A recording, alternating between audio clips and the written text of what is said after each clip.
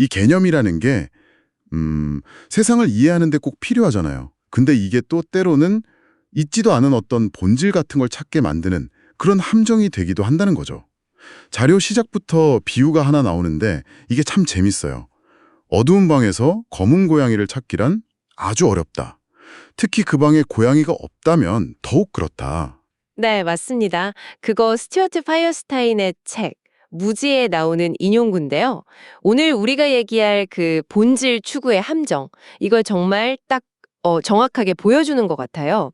우리가 어떤 개념에 너무 빠져버리면 실제로는 없는 거, 그러니까 방금 말씀하신 없는 고양이를 막 필사적으로 찾게 될 수도 있다. 뭐 이런 강력한 경고인 셈이죠.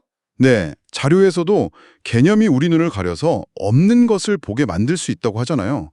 진짜 없는 고양이 찾기처럼요. 그럼 실제로 이런 개념적 냉목 때문에 과학자들이 좀 헤맸던 그런 역사적인 사례들도 있겠네요.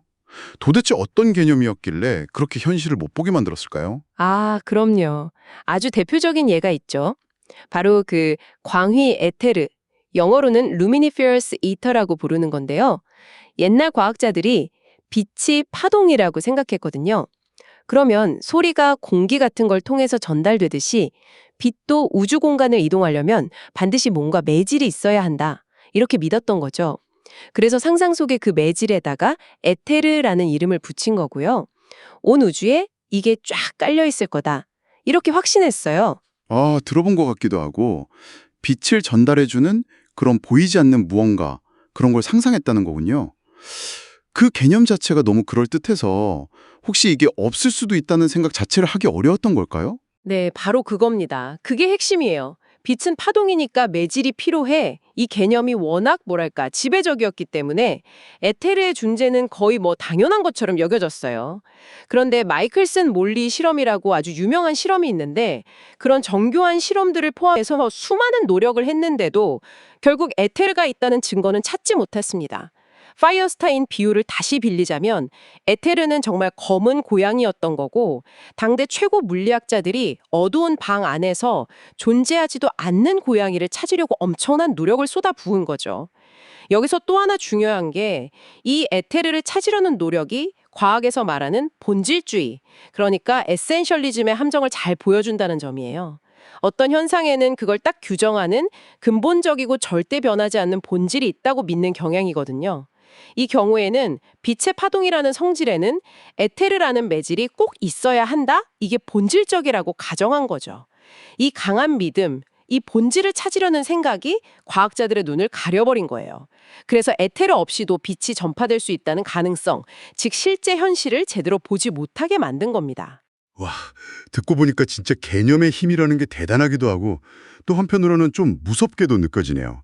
세상을 이해하려고 만든 틀이 오히려 세상을 잘못 보게 만드는 그런 족쇄가 될 수도 있다는 거니까요. 어쩌면 우리가 지금 일상에서 너무 당연하게 생각하는 개념들 중에도 이런 에테르 같은 게 숨어 있을지도 모르겠어요. 맞습니다. 개념은 분명히 강력하고 유용한 도구인데, 근데 그 개념 자체를 절대적인 진리라고 착각하는 순간 개념적 맹목에 빠질 위험이 있는 거죠.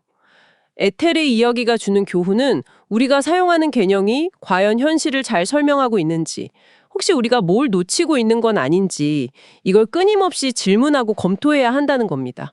이건 뭐 과학뿐만 아니라 사회 현상이나 뭐 인간관계를 이해하는 방식에도 다 적용될 수 있겠죠. 네.